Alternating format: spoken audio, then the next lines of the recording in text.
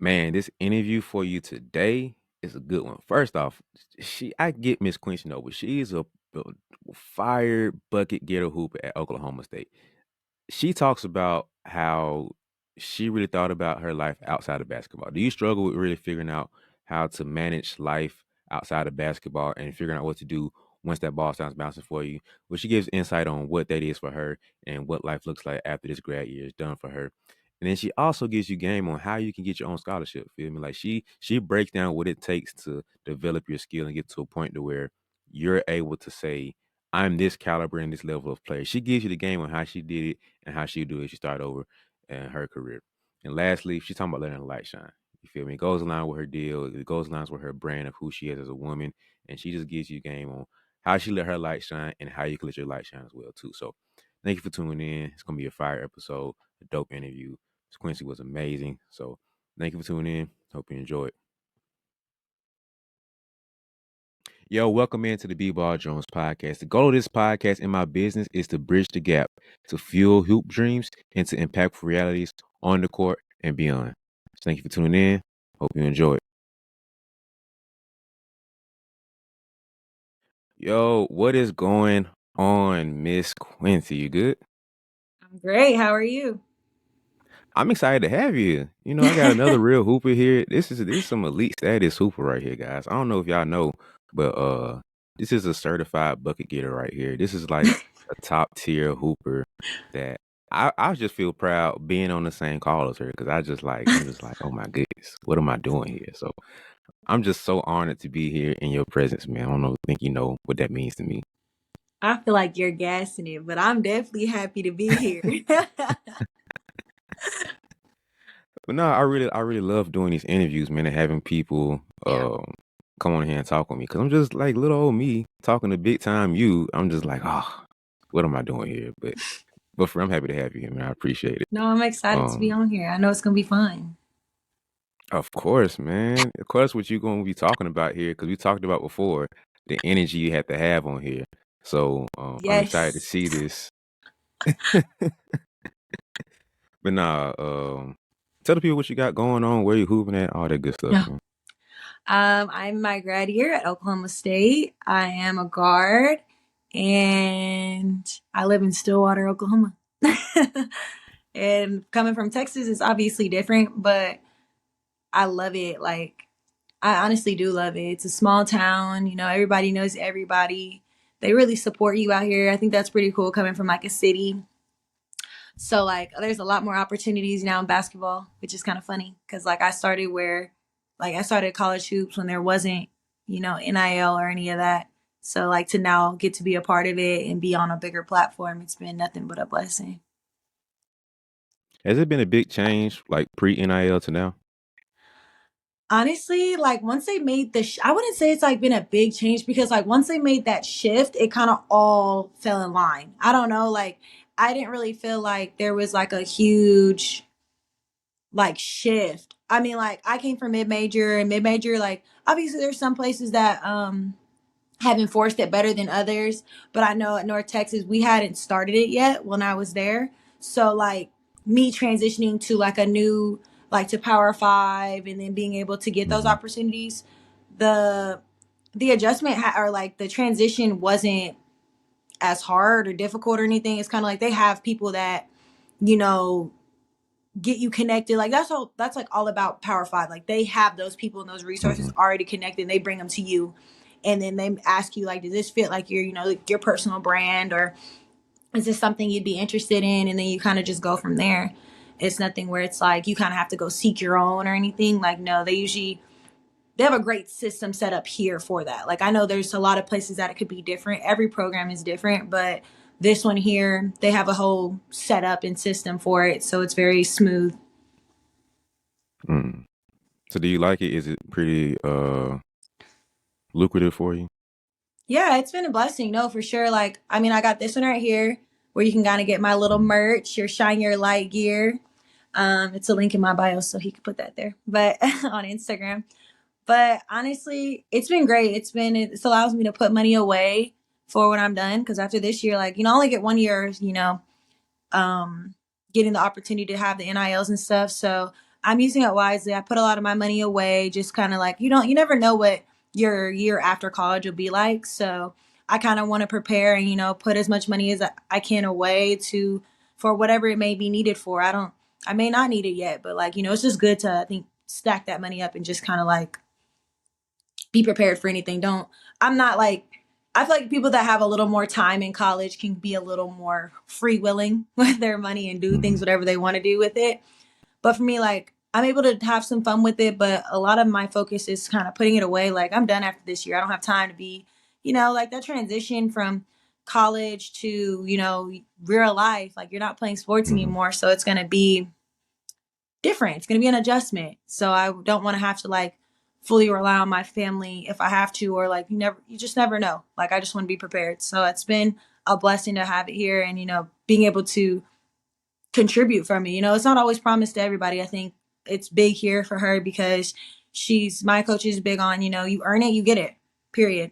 There's Mhm. no anything about it. So I think I respect that the most here is that you're not just getting it because like, you were promised it or whatever. You know how the recruiting goes. No, you're going to earn it here. You're going to get your money, but you're going to earn it. Like, may that be boot Mhm. camp, may that be, whatever it may be, or you're producing on the floor, you're producing academically. Like, it's not just basketball that she will give you those opportunities for, but I don't know, it's just been a blessing all around here. So I've enjoyed everything. How much are you prepared for life after college ball? Like, do you want to go overseas, or are you just kind of exploring other avenues? As of right now, I do not want to go overseas unless like I'm traveling just for like fun or with family. I feel like college takes you away a lot from family time. Like, we don't get Thanksgivings, Christmas is very short. So like after college, I'm hoping to get into a sports administration program and kind of spend a year shadowing, getting paid to like shadow um, people in the sports administration field from marketing, all angles, student development, whatever it may be, kind of being a higher level of administration on the college level to stay around sports and, be a advocate, be a voice, be a place where athletes can go because I once was there. I know those feelings. I know all of that. So to be a support system for them or be a part of their support system, that's like my biggest thing. Even if I won't be able to dribble basketball again, I want to be around it. I want to be an advocate for other women basketball players or other sports, whatever it may be, African American women in predominantly white areas, whatever it may be. Like, I want to be that for them. So they have that, so they know, like, I get it. Truthfully, I've been there and this is how you're going to get through it. So that's kind Mm. of like my schmeal. I kind of just want to go into that after. So hopefully I get in that program. They pay me to shadow for a year. And then after that, they said you can kind of get set up in the sports administration world because it'll be like an internship in a way. So I want to definitely do something like that. Mm. I knew you were a businesswoman. I knew you had little traces of there in your heart. Um, Yes. little birdie told me you got some marketing game to you too. Is that I something that do have you some pretty marketing interested game.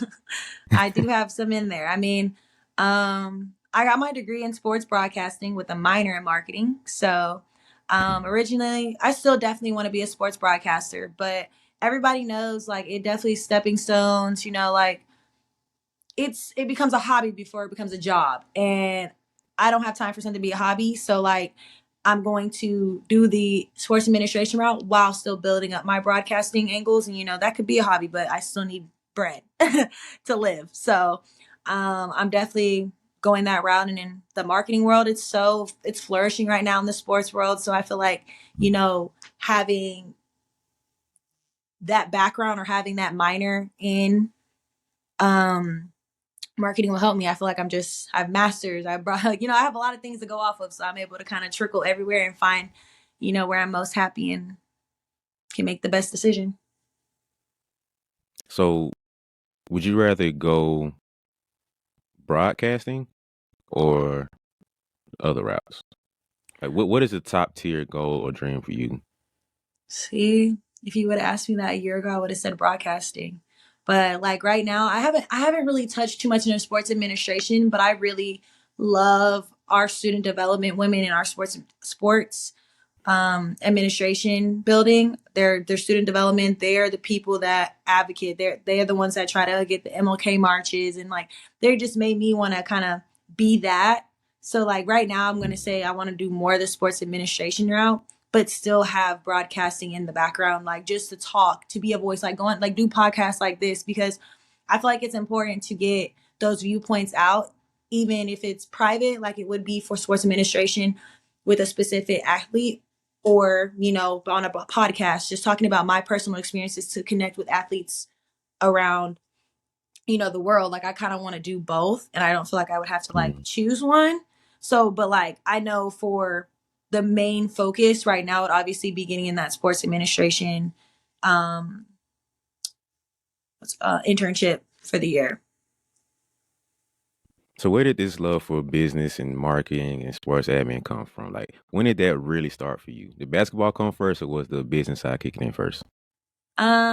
I think honestly, like I think basketball's always been a part of me, obviously playing for so long, and I wanted to keep it a part of me because I feel like it's made me who I am today. It's made me very passionate. It's made me want to be a voice for other athletes because I was around where there might have not been a lot of voices, or there were. Like I was in the middle where I had moments where there weren't a lot of people speaking up to things transitioning now, where athletes are on podcasts, and like college athletes are on podcasts. Like you always hear about professional athletes doing this stuff. Well, I feel like over the years, last what 3-4 years, it's just taken off in a whole nother direction. And having my degree in broadcasting had made me more passionate about speaking my story and getting it out there to be maybe help for somebody else that can be going through what I went through or whatever it may be. And then when I got into like my master's part of things, like where I got into sports administration and psychology, I have both of those in my master's. So I want to I'm a people person. So I always want to do something that involves me working with people. And I found out, oh, well, I can do that and be a voice and still, you know, be around college and sports administration. I didn't know anything about it. So I feel like the more I expanded in knowing, getting to know more about sports administration in my master's program made me more into that and tuned in wanting to be doing that later. I feel like my broadcasting side came in because I always grew up watching, like Carrie Champion. Like, I've always I wanted to be that woman that sat there with all the men and like gave my voice. Like, babe, I'm not here just to smile and nod at weird. No, I'm disagreeing, Skip, or whoever else is talking. Like, like, nah, that's not the best like I always wanted to be that person, and I didn't know like there was other ways to be that person and not have to be on like ESPN or anything like that. So Mm. So how do you manage the degree side of life, like handling all the off the court work that goes into not just school necessarily, but like the actual work of going into the sports admin life and handling business on the court too?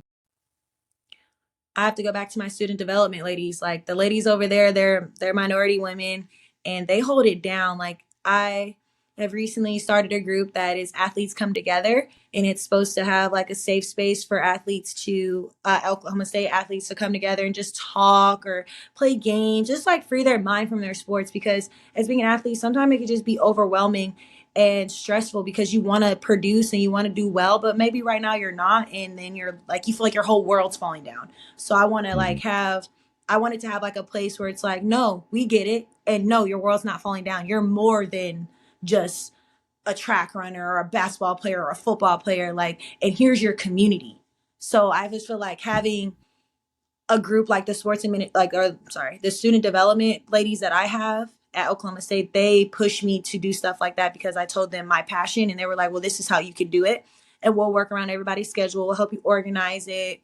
I think just having like a system or support system like that has helped me be able to balance basketball, balance masters, and then balance my extra stuff that I want to do. I think they're a huge part in that.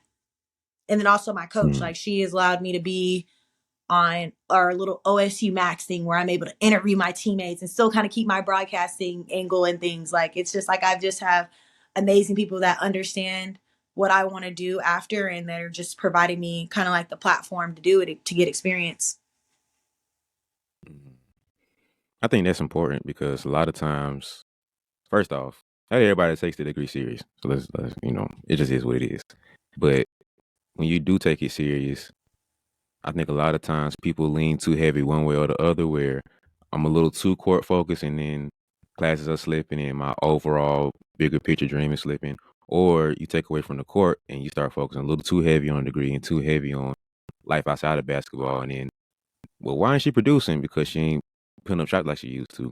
So the community around is very important because it's not just you trying to hold it down by yourself, but it's you, but other people who are in the same situation or very similar situation that can like, yo, you tripping, like go in the gym, like what you doing? Or man, go study, like so they can Right. see you outside and keep you accountable for it.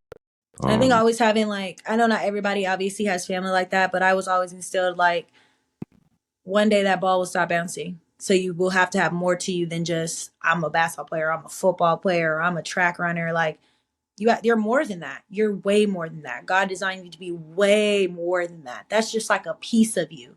That just started you. And I don't know, like that's always resonated with me because like I've always been like, not always, like I started playing basketball in seventh grade. So like it's not like I just started when I was like 3 years old, 4 years old. Like some people where they were literally raised on the game. Like I was raised on the game of basketball. Like my dad was a coach for 20 years before I even started.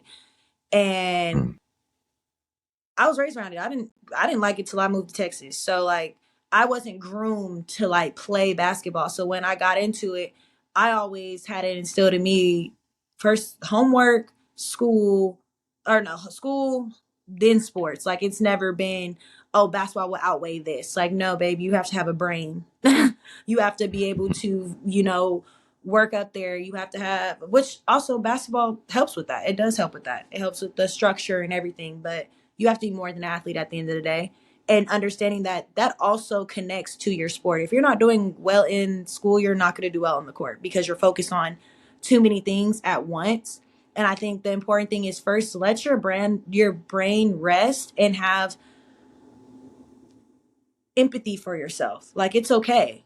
Like mm, it's okay not to be okay. Like it truly is. Like college is a lot. College athlete is a lot. Have some empathy for yourself. And I'm not saying be sorry for yourself and just let all your stuff roll off of you, but just have empathy. Yes, this is hard, but I can do it. I can do hard. Like I definitely can do it. And it's like I'm telling you, like that is hard to tell yourself because when you feel like your world is crashing down, the last thing you want to hear is you can do this. Like no, but like truthfully, just sit down, breathe, soak it in, and take a mental break. Take a mental break because if you continue to like I'm an overthinker. I overthink everything. I overthink the basketball court. I overthink my schoolwork. I overthink what I'm gonna be 3 months from now, 6 months from now. That's not in my control. I have to stay with that what I can control, and what I control right now is what I'm doing to my brain right now. And it needs a break. So you need to go take a breather, go take a walk, listen to a podcast, do something, and then revisit it. Or go do some extra film. Go sometimes it may not be gym stuff. You might need to go watch yourself on some film. Maybe go talk to mm, a teammate, see how they feel about it. Like go outside yourself. Cause if you're too busy inside or internalizing it, you're not gonna be good. Like that's what I've learned. I thought I could handle things on my own. No, I have my family. I have my teammates that care about me. I have my coaches that care about me. That's what they're there for. That's what they get mm. paid for. Like they're there at your disposal. Use them like you have to. Even if you don't, maybe if you don't have a good connection with your coaches, go to your teammates. Go to YouTube, watch the game that you just played. Like, do little things to help yourself, or go make friends outside of sports and breathe. Because sometimes you just need to get away. So then when you go back, you have a different type of appreciation for it.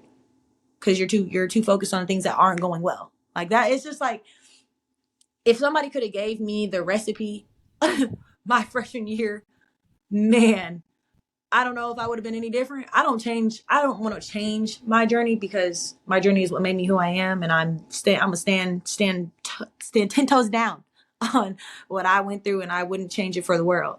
But if I had a little more wisdom, it would be to have empathy for myself. Not everything has to fall in line right then and there.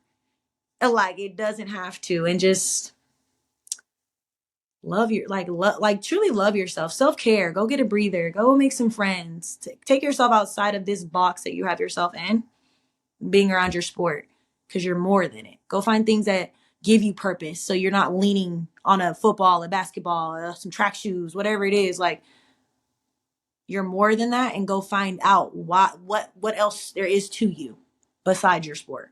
At the end of the day, find something else. Find a friend, find an activity, find a hobby. Find purpose outside your sport so you don't feel like you're purposeless when things are not going well. That's my biggest How thing. much is it? How much of this is experience, and how much of this is like the psychology degree and you coming in? All of this is literally experience. Like the psychology part, Mm, like obviously it like all makes sense. Like after I read it and then I'm like, oh, like what? Like, it's like one of those deja vu moments. You're like, what? Like for real? And then I have it happen. mhm, I've had it happen or I've experienced it. And I'm like, this is why I was doing this, or this is why, like, I don't know. It's like one of those moments like your parents are like, told you so moment, or your mom told you it like years ago. And then like you finally go through and you're like, okay, so this is what she was talking about. Like that's like one of those moments when like I go through something and then I read about it later and I'm like, that's real. That's not just stuff you read in a book or whatever it is. I think a lot of it though, I feel like human life has to be off of experiences either anyways. And that's what I've read that in my psychology. Human life, like who you are is off of experience. So you're gonna have to go through things to get through things. mhm. So, what was the first moment for you that it became real? Like, what was the first experience that you realized with yourself that, okay, let me take care of myself. Let me make sure I'm good as a human being and not just an athlete. I had a couple. So my first one would be like when I transferred from my first institution. I originally signed to New Mexico University. I spent my freshman year there, and my basketball side did not go well. Did not go well at all. Like, as a freshman and you're that girl coming from your high school, you don't really know that everybody was that girl until you get to your freshman year. Like, oh, you're that girl too, and me too. Like, you're having moments where, like, okay, so where do I fit? Where's my, like, where am I in all this? And it was very hard for me my freshman year to adapt to that, but I learned a lot. I learned a lot about myself. I was able to be better defensively. Like, there was little things that I learned my freshman year that was not easy. Like I was very sad. I was ready to go home. I was far away from home. Things weren't going well basketball wise, and then I let it affect my grades. So that, and when I transferred was kind of like my fresh start. Like when I transferred after May of what 2019 to North Texas, that was where I kind of vowed to myself that I'm going to go harder, because clearly I wasn't going hard enough. Like I thought I was going hard enough and I got complacent. I wasn't. That's why you didn't play. That's why you didn't do this. That's why, because you didn't do enough. And as freshmen, unless you're Mm, being groomed by some legends, like I have a freshman now at Oklahoma State. Like that's a different breed. Like she don't even, you wouldn't think she's a freshman. If you ain't know her, Sally Heard, you would, whatever. You would not know she was a freshman. Me, I came in freshman, written all over my face. You know I'm a freshman. But just transferring in and knowing like how much harder I had to go to be who I wanted to be, I vowed to myself, I'm going to go hard. And I went hard. And I had to sit out my transfer because I didn't have the whole transfer and get to automatically play. No, you transfer, you sit. So that whole year that I sat, I learned the plays. I learned how to play in this system. I worked out hard. I did everything. I started was busting their butt on scout team because that's who I was. That's who I had to be for the year. So I'm going to go 100%. So I vowed myself then that I was going to go 100% in everything I did on the basketball court. Later down the line, want to say my junior, maybe my junior year, what was it, like my second year out on the court at North Texas, I noticed myself starting to have panic and anxiety attacks. And mm, then and there, I did not know what that was. I didn't know how to take care of myself. I tried to ignore it. I literally just was like, no, I'm just doing this to myself. Like, I don't really know what's going on. Like, there's something. I was just in denial of what was going on, and I didn't want to take care of myself. I just brushed it off and didn't take care of myself until literally I had a panic attack. And I was like, okay, I need to go talk to somebody. Like I need to go talk. I need to go seek. I need to go figure this out for myself so I understand. And the day when after that happened, I decided to talk to my doctor. I decided to go to therapy and, figure out ways to work around, work around my anxiety and like understand my signs of when I may be having one, or I'm overthinking and I'm overstimulating myself with my thoughts. I'm not giving myself that podcast break or that walk break or whatever. I continue to badger at myself, and that's not okay. I figured out like I can't do that. Like I have to go for a walk. I need to go cuddle with my dog for a little bit. I need to go do something else to calm my brain down to know that I'm okay and I'm not overstimulated. So I think like those two moments of just working hard, obviously, but finding a balance. I think I started to burn myself out, which is why I started to like get panic attacks and overthink and do too much besides loving myself. And I think once I started finding ways for my anxiety and using the resources that I had provided for me, it made things easier to figure out a balance between, yeah, I'm in the gym, but yeah, I need something else to, balance out the fact that it's the gym, academics. Well, I need something for me. So I found, Mm. hey, I need to go on walks, listen to podcasts, do mock interviews with myself, mock interviews with my teammates, like playing around my dog. I found ways outside of it to find happiness outside and just take care of myself. So I would think like those were kind of two moments in my journey. Hey, hold on. Time out real quick. We're gonna get back to the episode. I know you're enjoying it. I know you're enjoying the show. But I need you to help me real quick and to make sure this episode can grow, make sure this podcast and show can grow overall, and you can keep getting great guests like this. Make sure that you subscribe and follow along. So if you watch right now on YouTube, help me out by hitting the subscribe button. Go ahead and do it real quick. If you're listening in your car, chill out for a second. If you're on Apple or on Spotify, just like when you get a moment, hit the follow button, but not right now while you're driving. If you're working out or something, or you're chilling in your room, then go ahead and subscribe with me. Like, help me help you, okay? But thank you for watching. I really appreciate you. I'm gonna stop interrupting. Let's get back to the episode. Thank you. You said love yourself. What does that mean to you? Loving myself, I would say, is taking care of myself in the right means. And it can mean loving yourself is different for everybody. But in my definition, loving myself would be doing the little things to make me smile. May that be just writing on an expo marker on my mirror saying you're beautiful. Well, I just smile, like, because I'm beautiful, like, I'm great. Or just going to cuddle with my dog, making sure, like, I'm just getting enough love. Like sheep dogs, when you have a pet, they give you unconditional love. So like that's like something like my dog always gives me. Like, man, I love her. Let me give it back to her. Like I don't know, it feels good to have those moments with her. Just walks, talking to my mom, like just little things that make you smile. Loving yourself is just finding ways to make yourself smile, like whatever it is for you. So I light a candle, I sit on my couch and I read a book. That is heaven for me. Like right there, I'm at peace. That's what I call a self-love moment for myself. Like this, whatever it does to make you happy, whatever it is to make you calm and make you feel at peace, where you're not questioning yourself or you're not just negative talk, like whatever it is, like something to free your mind is loving yourself, whatever it is. Hmm.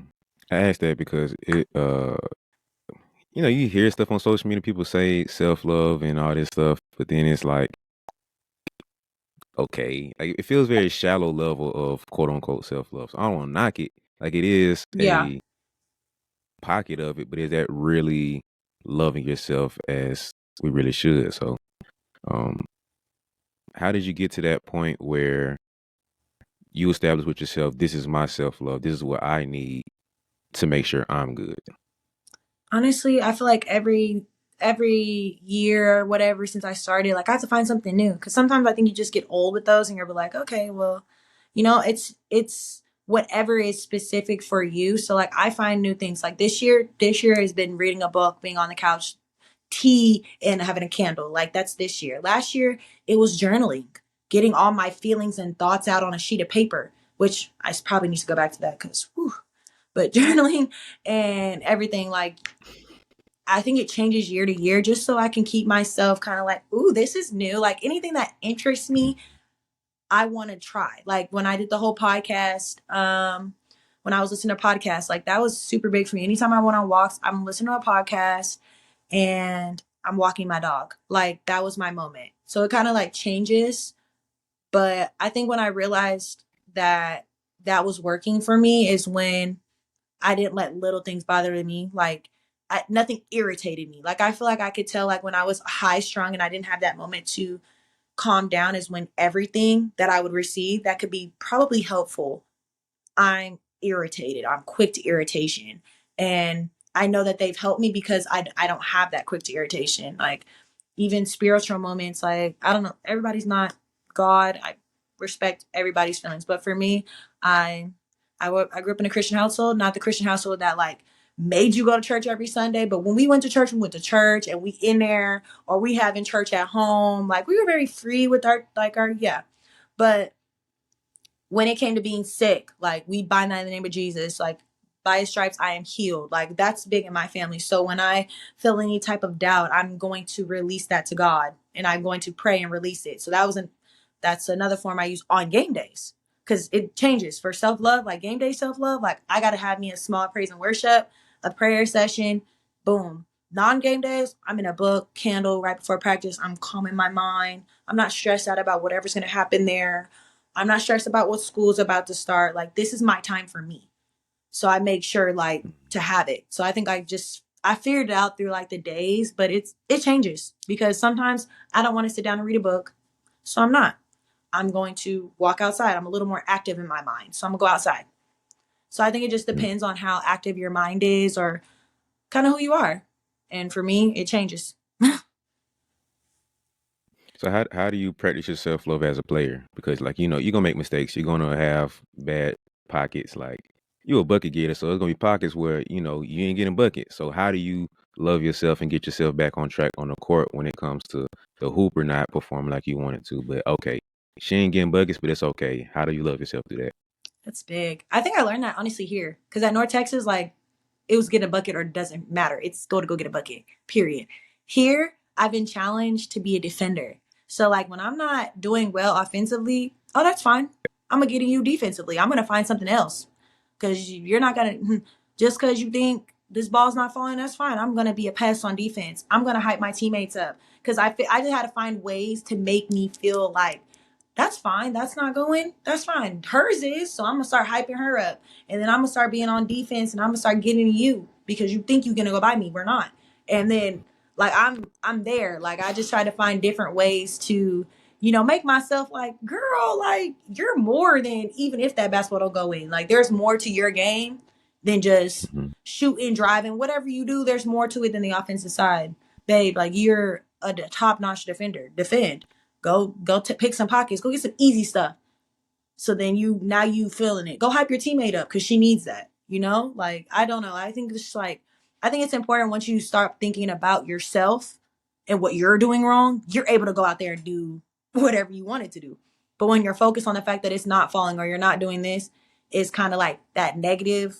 And I try to stay away from it. I'm not perfect at it at all. I'm still working on it for sure. But I Mhm. think I found myself getting better at it, being here, being around some other bucket getters. And I'm like, that's cool. But okay, well, well, this is me. I'm a defend. Like that's one thing nobody can take from me. And that's fully in my control. I can't control if that ball goes in or out, but I can control how I slide or if I take this ball from her, or if I'm in the passing lanes, like stuff that I try to focus on things that I can control. Hey, Mhm. typing my teammates up, that's me. I can control that. So I'm going to do that.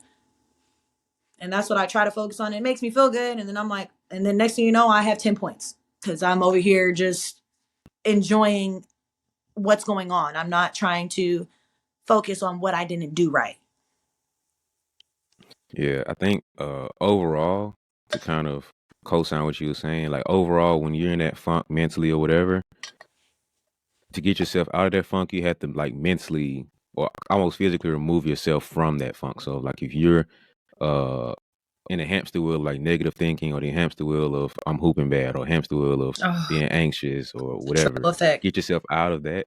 Yeah, get yourself out of that some type of way and then put yourself in another environment. So if you're in the middle of a game, you're playing bad, stop thinking about you're playing bad. Like remove yourself from playing bad and put yourself in a position to either think the game through or think what else I can do. Like remove yourself mentally from playing bad, the hamster wheel of playing bad. If you're off the court and you're in life, you're in the funk, like, okay, I can't keep myself in this hamster wheel of being in the funk, remove myself from it, and now start to, like you said, go for a walk, listen to the podcast. Matter of fact, listen to the BeBall Jones podcast. If you can listen to any podcast, do that first. But um but put yourself in a position to where mentally or physically, if you need to, remove yourself from that hamster wheel, that environment.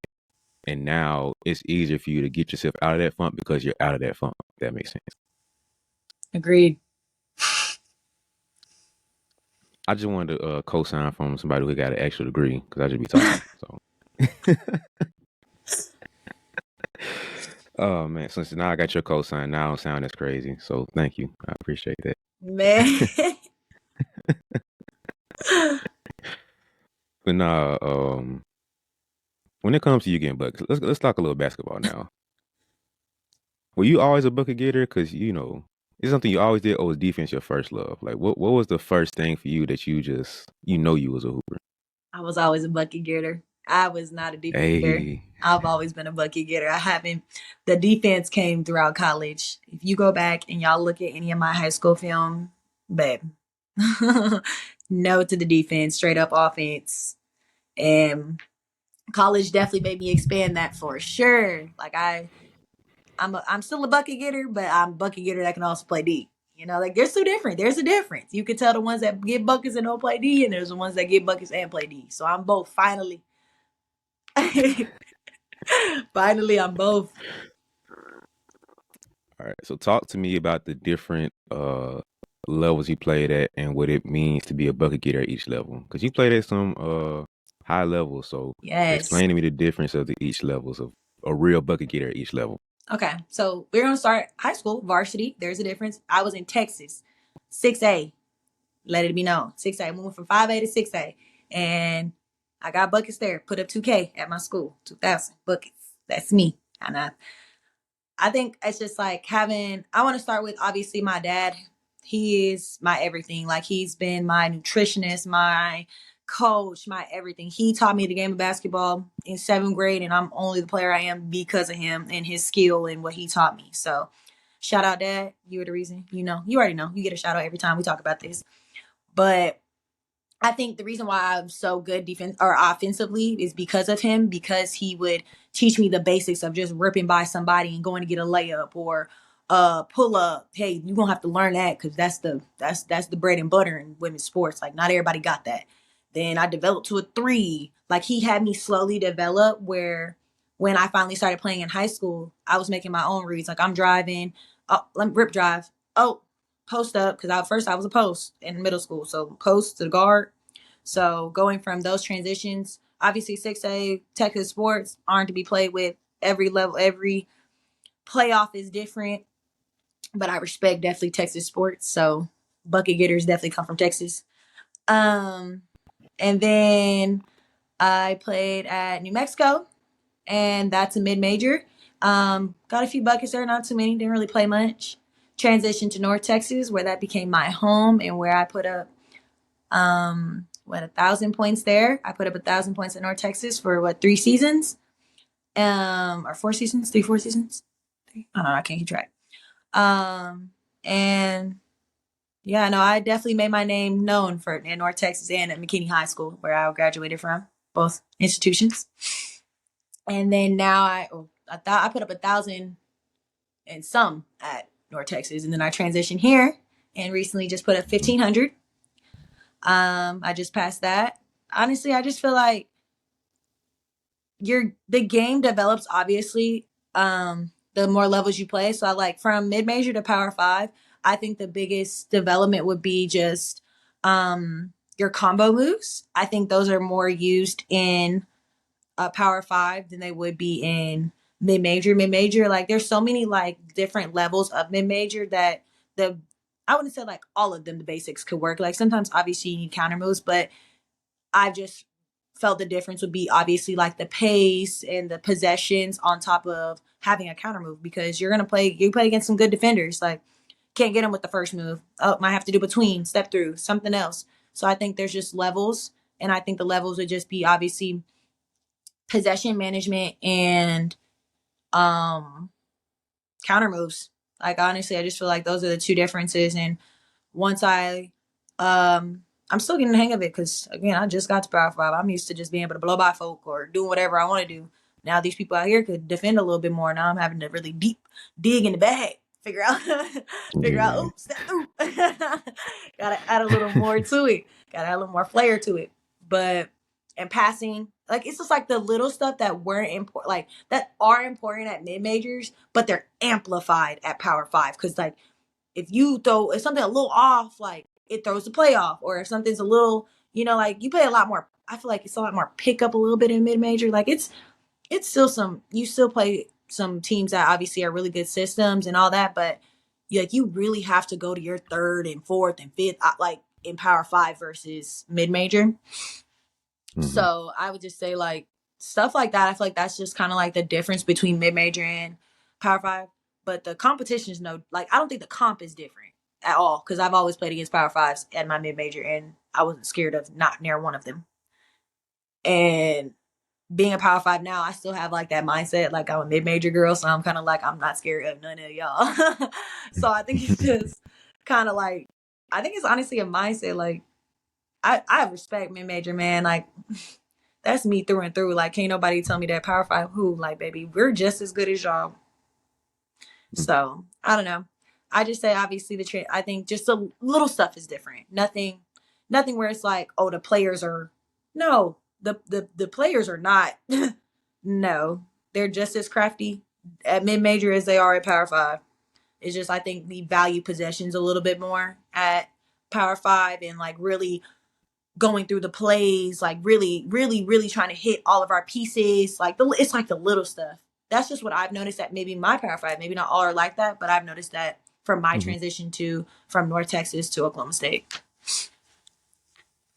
Man, I think the thing that is funny because I'm a trainer, so in my world as a trainer, it's a lot of knock because you see people posting 15 different combo moves when you in sessions and all this stuff, and it's like coaches will look at it like, oh, you have to do all that when you get college ball. It's just one dribble this and two dribble that, and I'm like, now a true bucket getter here saying it's a blend of both, basically. It's a Like, blend of both for sure. Like I wouldn't say you got to do between like too much dribbling. You don't need all that. In Power Five, you can't dribble all that. What I'm saying is you blown by her, and now she's recovered. Okay, now I got a between pull up. Like I'm not talking about you're doing about 60 moves in one possession, babe. Nope, you're not even gonna have all that. The help done came over and took the ball by now. But mhm, no, you blow by her. She recovered, or maybe the help recovered. Okay, well I got a spin move. Like it's just that second move. But if you got to go to 3 and 4, you should have already passed the ball. You should have already moved on. The other girls, they should have rotated to the other side by then. But yeah, but like I think having counter moves is important. You can't. It's easily scouted if you don't. You're easily scouted. Oh, she only goes left. Oh, she only goes right. Oh, she's gonna take the pull up every time for the right side. Like the scout again. The scout is a little more elite. I feel in Power Five than mid major. Like I just see a difference in just the film sessions. We're like, okay, she always goes right. Sit on her left. Oh well, she's gonna come over this screen. That's a mid range shooter. She will not shoot the three. She will not shoot the three. Like at all. Actually, just back up. Go under the screen. Make her shoot it. Like it's just like mhm, it's like crazy. Oh, this big. She goes over her left shoulder every time, not her right. Like she won't use her right hand. Like it's so crazy how it's dissected. It's like wow. Like y'all really be in there watching game film. She's she's a lefty. yeah, Like it's crazy, but yeah. it's great. Was it a smooth transition for you from North Texas to OK? It was smooth for me, but because I think we run similar things, and then just like college is college. Like regardless of what institution you play for or transfer to, college is college. There's nothing that's different. You're gonna have plays that you have to know, but a lot of like colleges, we all run similar like actions. I think the different thing is like the terminology. So I would think like the hardest thing for me was like learning my coach's terminology, like things that we would say playing in the gap, like playing between the two defenders. We used to call it claw in North Texas. So like having the terminology be a little different. But besides that, like a lot of the actions are the same. They really make them for like your skill set, like whatever play we're doing. So it's just kind of like I don't think the transition is between like my transition at least from North Texas to Oklahoma State wasn't drastic or anything. A lot of things are similar besides terminology. All right, so I want you to help me out. Okay. Okay, let's say you start hooping seventh grade, right? Yes. All right, so let's say there's a young lady, right?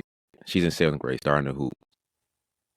Help me help her to get to OK State. So, what's the first thing we're working on as a seventh grader to prepare to be at a Power Five D1 school like a OK State? What's the first thing we're training and working on? I say the first thing you work on is layups, making right-handed, left-handed layups.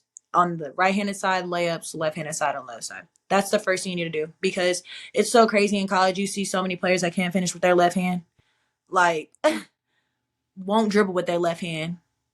I say just master the basics of the basics. Like that's all you need. Once you master the basics, you can move on to all that crafty stuff.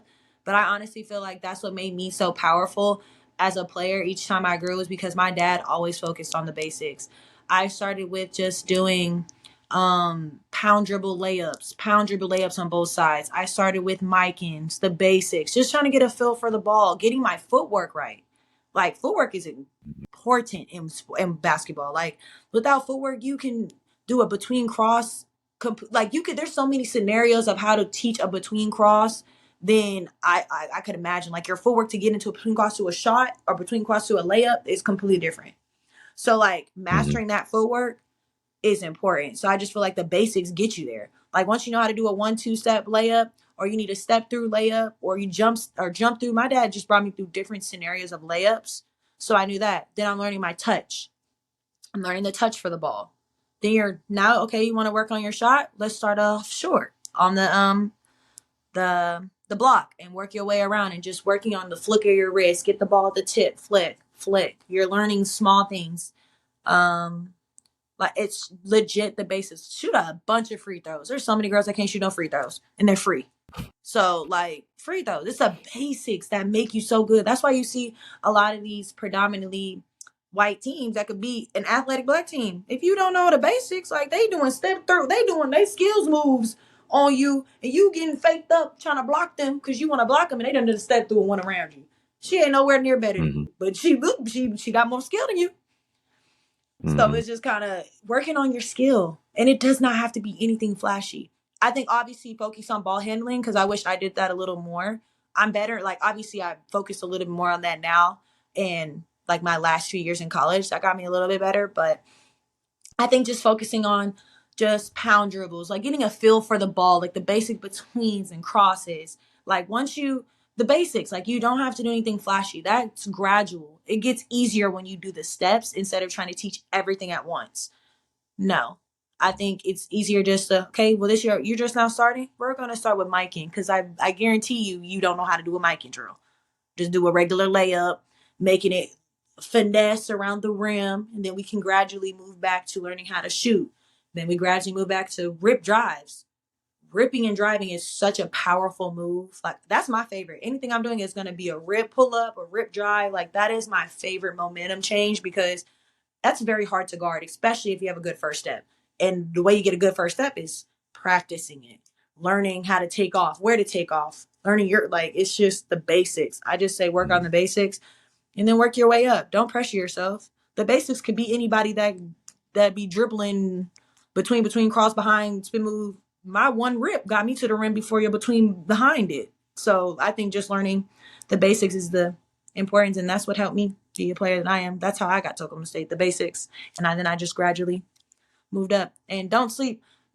Any route that God has designed for you, you will get to wherever you need to do. If you go JUCO, that's fine. Go crazy at JUCO, get out. If you go D2, go crazy, get out. Like there's always a way out. Transfer portal has made that even better. Now you don't got to sit out. If you don't like being at an institution, you do not have to stay there. But also make an adjustment at your next one for what you need to make an adjustment for. Because of course they had their problems, but so did you. So make sure there's an even balance of when you get to your new place, you're not doing the same things you're doing at your old place. So like it's you have so many choices now. Like you go JUCO, cool, babe. Go JUCO, go crazy, get out. Go mid major, bust on them power fives, get there. That's this same school, Oklahoma State. I played them last year at North Texas. I put up my numbers on them, and it made her want to recruit me. Like, like it's just stuff like that. You're always being looked at, regardless of what color your jerseys. Coaches are always recruiting. So whatever platform you're on, if you're NAI and you're playing a mid major for preseason, go crazy. In the little ways, you ain't gotta score crazy.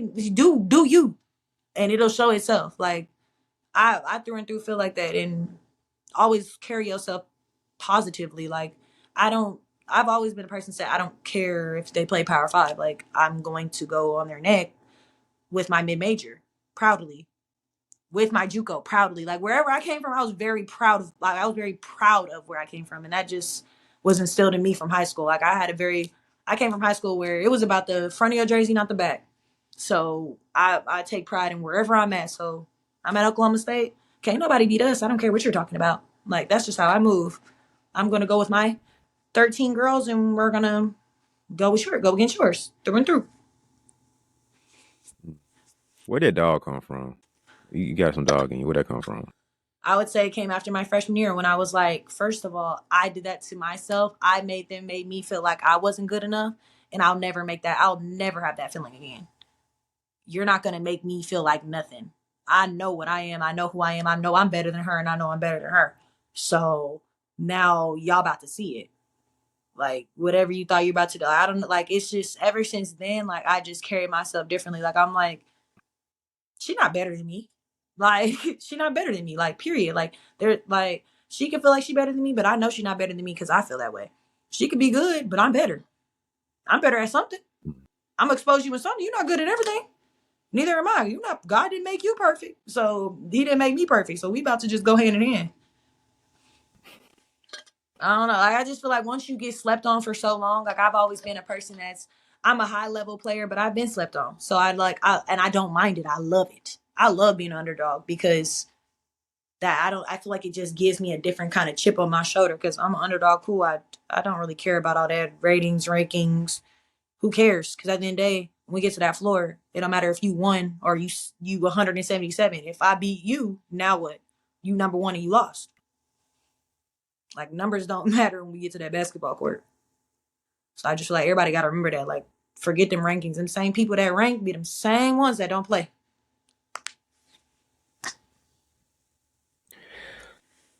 Because when you talk, you have such a level of you can hear and feel the passion. Like you already were energetic, personality at first. When we start talking about this, you got like there's another level you turned up into. It's like, hey, she is not finna when it comes to getting these buckets.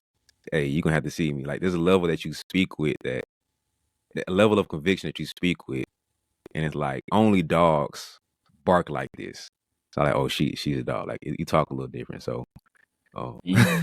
I just feel like I'm shouting out the ones that we slept on, man. We not ranked. We ain't never been ranked. We not worried about that. I went mid major. Like I loved it. Like and mm, I have love for other mid majors because God has you there for a reason. Shine your light. And that's another reason why I have my brand. Like my brand is shine your light because whatever you do, shine it. Shine it bright because can't nobody stop it once you shine it. Like they mad because they can't stop it. Regardless of what mm. level you are a light. And you whatever you want, go get it. Like I honestly believe you can get it. Like if it has to do you want to play, you want to leave your mid major, you want to play Power Five, you can do that. But there's work that has to be done, but you can do that. You want to leave your JUCO, get that work in.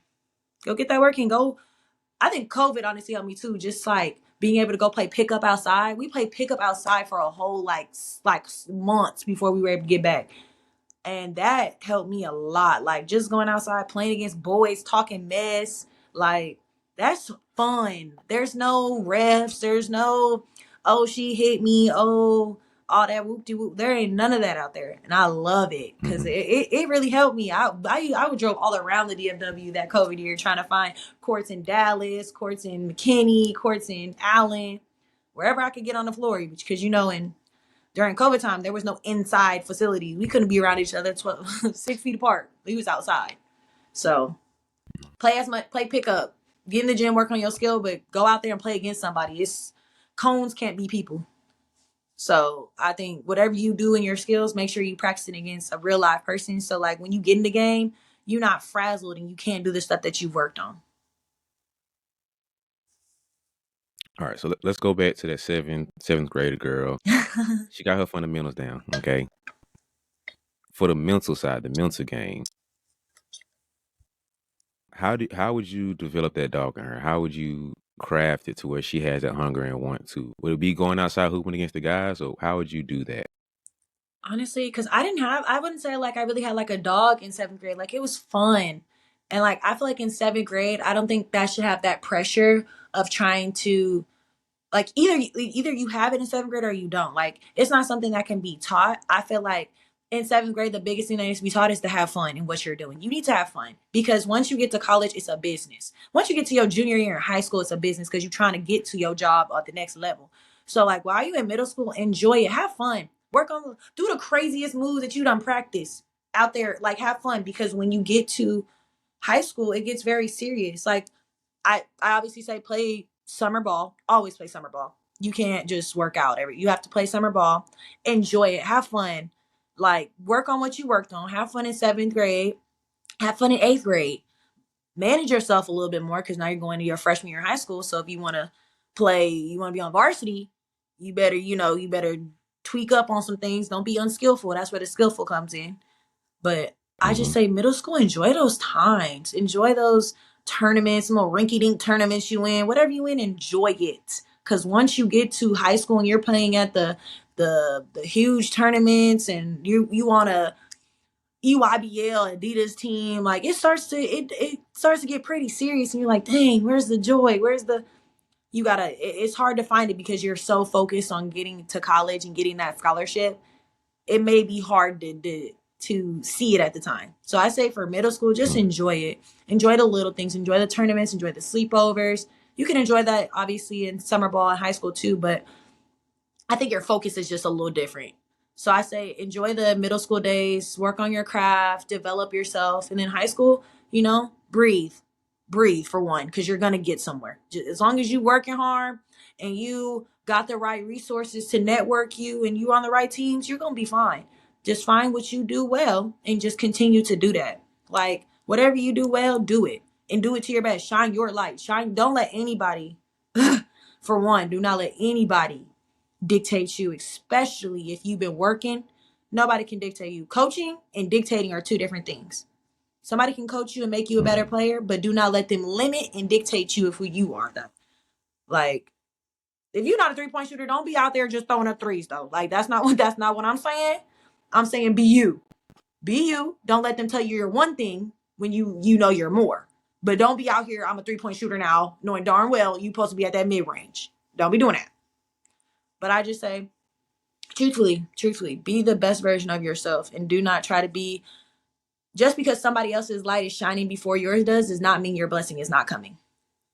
Does not mean that. Just because she may have the offer you may have wanted, yours is coming too. Don't focus on, oh, well, she's doing this. Maybe I need to be like her. No, you need to be like you and be the best version of you. Because if you're too focused on her, you're not going to be able to be you and they're not going to see you. They're going to see something else. And they're not going to want that. They want a hard college coaches want hard workers that can rebound and can get the ball in the net in some way. If it's a layup, a pull up, whatever it is, I say master your layup. Show them you can rebound and you're a hustler. Make your layups. Make your layups. Show a pull up, a three, something. Master one of the shooting techniques and you will be fine. Like genuinely, genuinely. Coaches recruit for everything, for any and everything, because they might already have somebody that can put up 50. Cool. You need to be the next one that could put up 10 boards and 10 points. That is valuable. Can't nobody do that. Not everybody can do that. I'm not out here putting up 10 boards and 10 points. Should I be going to get some more boards? I should. But we got other people. Everybody got their job. Everybody got Hmm. their job. And mine is to defend and make the shots I'm supposed to make. And hype my teammates up. And I enjoy my job. I don't try to dibble and dabble in nobody else's job. Once you find joy in your job, I promise you the game will be so much more fun. So much more fun. But that's later. You need to focus on having fun in middle school, getting your grind on in high school, enjoying your teammates, getting your grind on, get your scholarship. Then whatever institution you end up at and you figure out your role, love your role. You're out there. At least you're not on the bench. You out there. Hmm. That's what you want. The bench Yeah. is what you don't want. And if you on the bench, Either find an institution for you, that's for you, or get in the gym and ask how you get off that bench, period. And then sometimes if you go to an institution where you know darn well you're a freshman and they got about 8 transfers that done came in, you're not playing, babe. You're not playing. And I'm gonna keep it a buck with you. And the only way you will really play is if you're like a freshman that act like a transfer. And that's kind of like what I got here. She different. She different. But but like if you a freshman that can act like you've been in college for a while and compose and that different, it's rare. But if you're that, then you'll play. But don't go nowhere. Like it's important to do research on where you're going. Ask questions. Ask them who you recruiting. Who else you got in my position? So you're not surprised when you get there. Because my freshman year I didn't ask all the right questions. I didn't. I got so their job is to sell you. They're salesmen. Coaches are salesmen, and that's their job. You can't be mad at them for doing their job. Do yours too. Do Mm, ask for your money. Do it. What's the NIL? Who's in my position? What is the academics like? Ask all the questions you need to ask, because they selling you everything that could possibly be the same thing they selling the next person.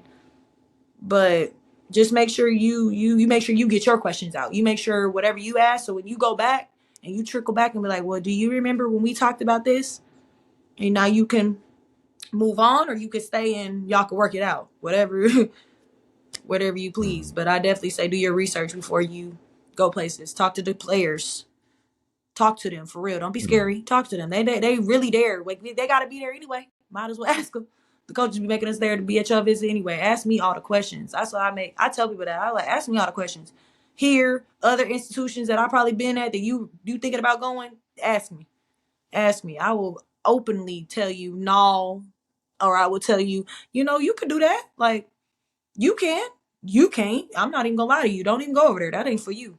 So I'm gonna keep it a spade because I think it's important for us college athletes to have each other's back. Because I wouldn't want. I mean, everybody got to go through stuff, but like that doesn't mean I'm gonna intentionally put you in those positions if I know darn well that's not for you. And that's me, and I'm sure there's more people like me. If not, cool. But if there is, use your resources, ask questions, and work hard.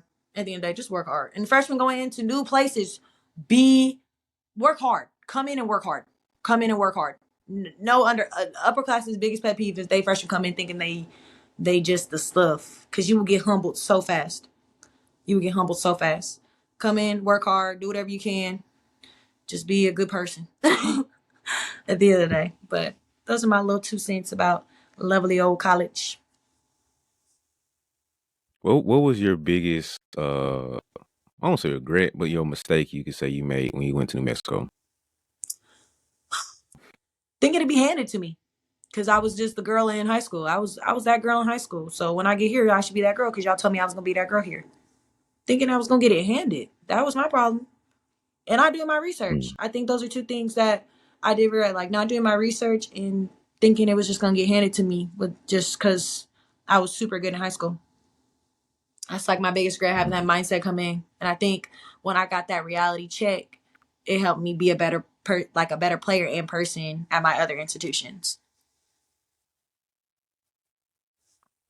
Did you adjust it there, or did it take some time to figure that out? Did I adjust at North Texas or New Mexico or North Texas?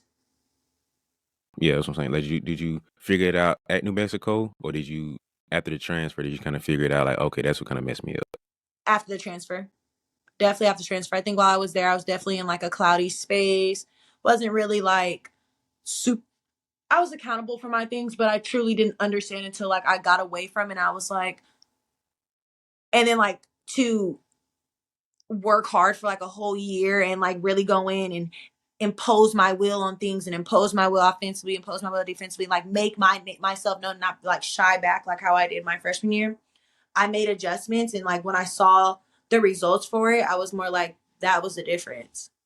You applied yourself, you Mm. believed in yourself, you imposed yourself without anybody telling you. You went in there and you demanded it, you commanded it, and you did it, and that's what happened.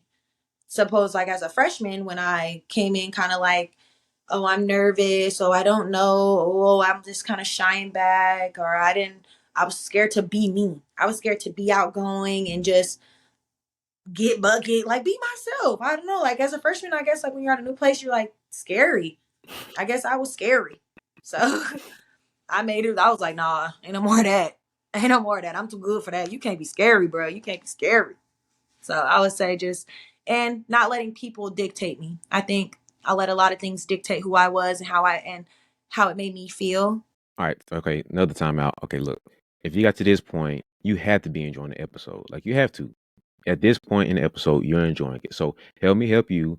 Just if you're on Apple right now and you're on your phone, okay, just take your phone, press the subscribe button. It's right there. Just do that with me. Even if on your laptop, take your mouse, boom, click over, boom, do your thing. Now you subscribe. Now you linked in because you don't want to miss the next great episode that I have. But doing stuff like this helps the episode grow, makes the show grow, and the podcast grow so I can keep getting great guests and keep doing great interviews. So if you listen on Apple or Spotify, take a second, look at your phone, press the follow button, okay? And share with a friend or two because you'll find a value in this. You want to have this conversation with your friends so they can have the same value. Now the whole basketball community can grow. All right. Thanks for listening so far. I'm gonna get out your way. Let's get back to the episode.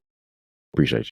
Oh yeah, just don't let people dictate like who you are. Like don't let them control your emotions where you feel like you don't have a purpose because they're like you may not be getting acknowledged or like I don't know like the little stuff that you may go through in college because sometimes like if you're not a starter like you may not get acknowledged. You might not even get paid attention to. But that doesn't mean like you're not important. And that just means you need to go to an institution that's pays attention to you. Like, and cares about Mhm. you. You need to make sure you can get up in that starter five that's talked about and you not neglected. Like, I don't know, it's like little stuff you learn. I feel like college is all off experiences. So like my experience at my freshman year, I made sure I didn't experience at my next place. Um, and that's why I say like as freshmen, if y'all are going in somewhere, like I wouldn't say come in like commit. Like I'm not talking come in like that. Let your game speak for itself, and don't be Mhm. scared to play your game. Don't be scared to hit big shots. Don't be scared to make like to show yourself well. And I'm not saying being a ball hog. I'm not saying all that, but be a player. Be a player. Be who you are. And I feel like I wasn't that my freshman year. I wasn't being who I was. I wasn't shining my light. So I definitely just say like wherever you go, shine your light in any way you can. Just be you. Make those layups, make those reads, where you play hard, be yourself. Mm. You said shine your light. Let's go ahead and get you a couple bags in here. What is shine your light? What does that mean for you? Where did that come from? Let's get that whole NIL money coming in for you. So let's talk about it. Okay, shine your light is just like a phrase I used to just tell myself. Um, to like because I get in a ways like I don't know, like when I'm doing good on myself, I kind of get I self-talk myself down because I don't want to shine too bright. Like I don't want to outshine anybody. Like you're doing great too, girl. Like I'm gonna give you your flowers. I've always been that girl. I'm a very humble person. I don't really like I love like, oh yeah, you're doing great. Like, oh it feels good, but at the same time I'm kind of like like when you're doing the whole oh you're a hooper, I'm like oh my god I am, but like like I'm not good at like taking and compliments. I'm more the person that's like you get flowers. So like shine your light was things like a phrase I would just say to myself to like remind myself, hey, it's time for you to shine your light. It's time for you to give yourself flowers. And it's like a phrase that Mm. I like say to all my friends and I would say to my family or my family would say to me. And we'd be like, shine your light, beautiful. Shine your light. And I tell my teammates, shine your light, girl, go shine your light. And it's just really just be yourself and be yourself unapologetically and be yourself and don't let anybody else dim it. Nobody can dim your light. You control your light. Nobody can dim it. So like that's my brand. And I got phone cases, I got sweatshirts. They're all linked to my Instagram. So definitely go look it out if that's kind of like if my brand speaks to you. So it's all about shining your light and being the best version of yourself and unapologetically you and just being beautiful in and out. Like I don't know, it's just like it makes me feel good because it's just like shine your light. Like yeah, as I Mhm. should. Like I'm amazing too. Whatever, even if that ball don't go in the hole, even if I don't hit the floor, I'm still amazing because at the end of the day, I'm me, and there's not another version of you ever. There's not another version of you. So be happily you, unapologetically you, and shine, any way possible. I think what I like about this the most is it feels like a culmination of each experience that you've had, and it kind of summarizes who you are right now. because he talked about how in New Mexico State you were kind of struggling and kind of pulling yourself back, and you weren't even like turn the light switch on, let alone let it shine. You was kind of playing yourself back. Then you got to North Texas, and you had to turn it up some. Like, okay, let me like get in my bag. But then it's like, okay, the light is on, but let me adjust it to make sure it stays on, because you had the mental health anxiety things. Okay, let me tweak my light a little bit to make sure I'm still shining. Now you're at okay, stay, and it's like, oh, I'm here now. Like, what's up? Like, I'm performing at the big stage. I've been doing this now. Now my light is shining at this higher level now. So it's easier for me to let it shine because I have the attention on this light right here. So it's just Exactly. a combination of all the experiences that you've had to now be at this point, be like, hey, let your light shine. So you're the example of that, because at each step you've been at, you had some level letting your light shine. It's just different ways and different angles of you attacking it. So um, that's my little 2 cents on that too. That was spot on. Spot on. that's exactly that's exactly it. No, literally. Shine your light is for confidence. It's a confidence thing. And I struggle with my confidence all throughout my career. So it's definitely a big thing, and I want everybody to know, shine their light, and they're beautiful in any aspect, in any way. Show be confident in who you are. Mm. Then it's going to affect you after your basketball career too, because that's going to be what you'll be in sports administration. Like, hey, Yeah. talking to the young ladies, talking to the girls, and like, hey, let your light shine as an athlete. Go put in the work, do your thing. But hey, off the court too, you got more to you than just being a hooper, more than just being a track star, soccer player, whatever the sport is. You got more to you too. So the duality of letting your light shine as the athlete and a human being that you are. So I think you can, figure out how to get that trademark and keep that on the tux, I so you can know. have that, you know, to keep it after your career is done. But it's been good, man. Yes, it's I been like fun. this. One more thing I want to throw at you. This little birdie also told me you're a Klay Thompson fan. What about this? What is that? I am a Klay Thompson fan. I love him. um, I don't know. I'm a Klay Thompson fan because I feel like he's also a sleeper. Like when you think of Golden State, like obviously like people would say like Splash Bros, but like honestly, you think of Steph Curry. And I feel like Klay Thompson's like a sleeper. He defends the hardest players. He has a nasty mid range, but he can also stroke the three. He's very smooth. So like I don't know, I resonate with his game because I just feel like I guard the hardest players. I have a nasty mid range, but I can also shoot the three. Like I don't know, I just relate with his game, and I just like I don't know, I just love the fact that he guards the play like the hardest players. Like I don't know, I feel like our games just kind of connect. And ever since like kind of my dad like got me into like watching like Golden State and how they move the ball around, and it's just got me like I found my player, and he was my player for me. So it just Mhm. kind of stuck since then. How much of that is liking his game? It's a little bit of a crush in there too. Oh yes, he's my husband. I don't even like light brights for real, but like Clay has my heart. Like I don't know, he's like an awkward guy. He's so awkward.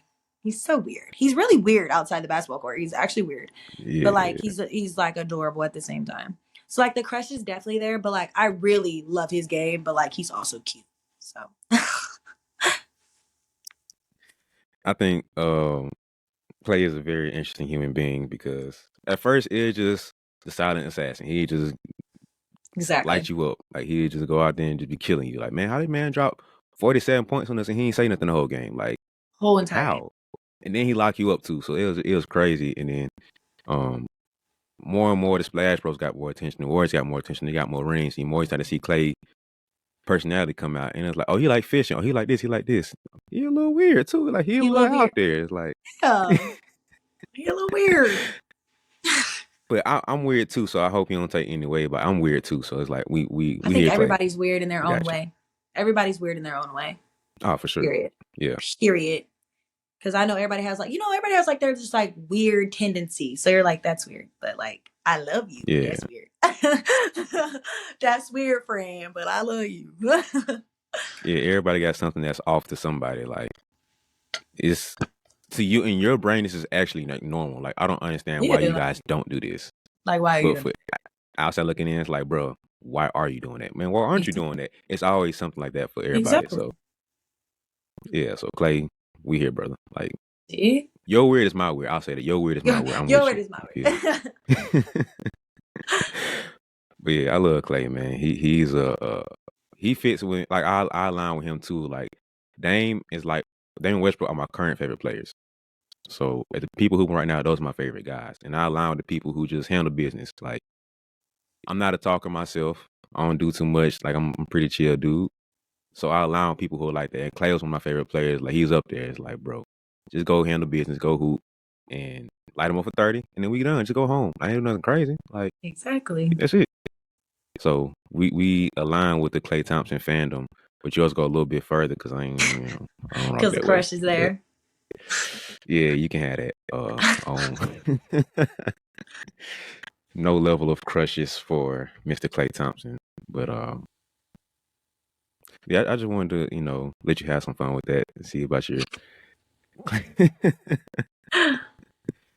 get your Klay Thompson talk off. Anything I'm you a want to say little. about the Warriors? Or just Klay specifically right now? Because this is a little rough part for them. It's a rough part. The Warriors have been the same for a minute, but Clay, you just keep on pedaling, bro. You just keep on going. I'm watching you. I'm watching you, Clay. You just keep going. Curry, just keep doing you too, bro. You still goaded, bro.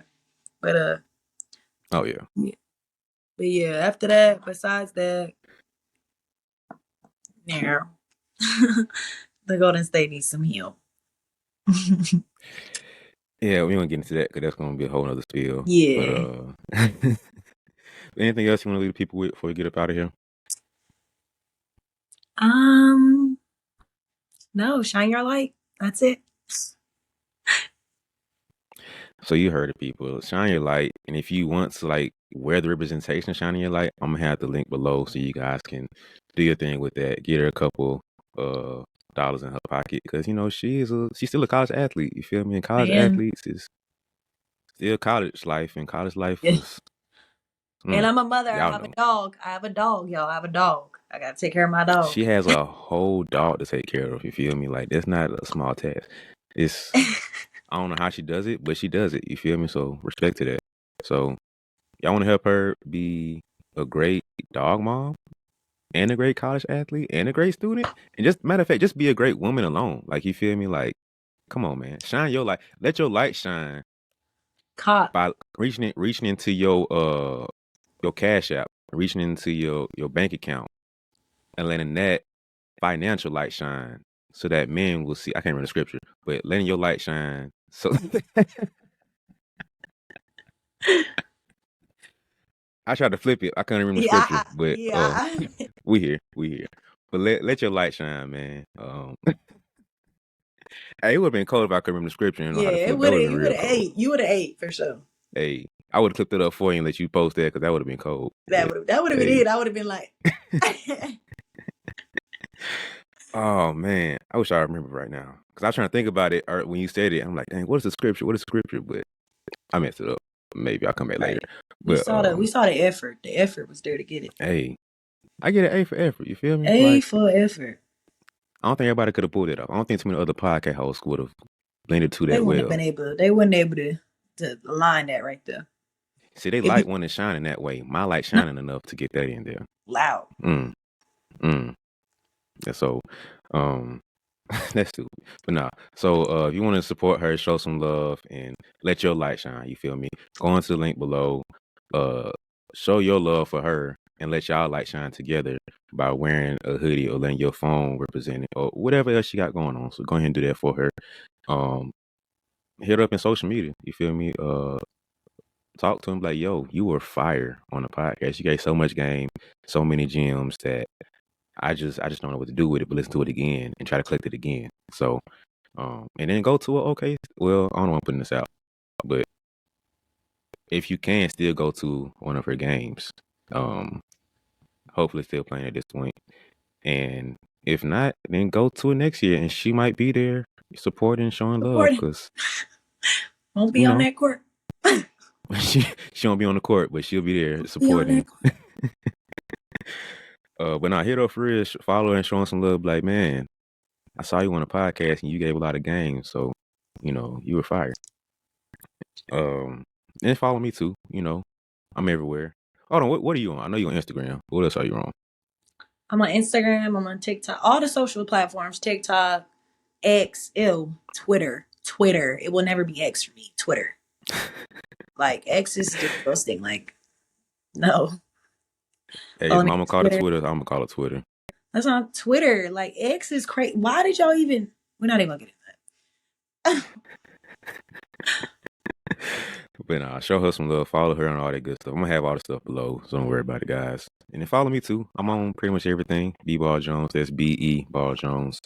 Um, subscribe to the podcast. Let's do that first and foremost. You feel me? So if you're on YouTube, just subscribe. That's all you gotta do. Show me some love by hitting subscribe.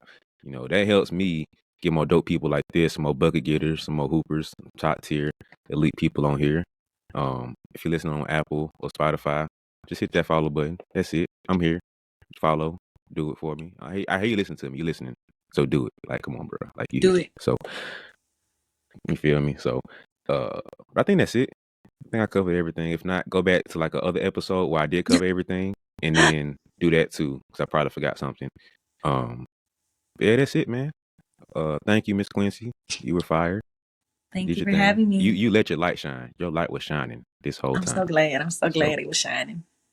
but that's it, man. Thank you guys for watching. Thank you guys for listening. See you next episode.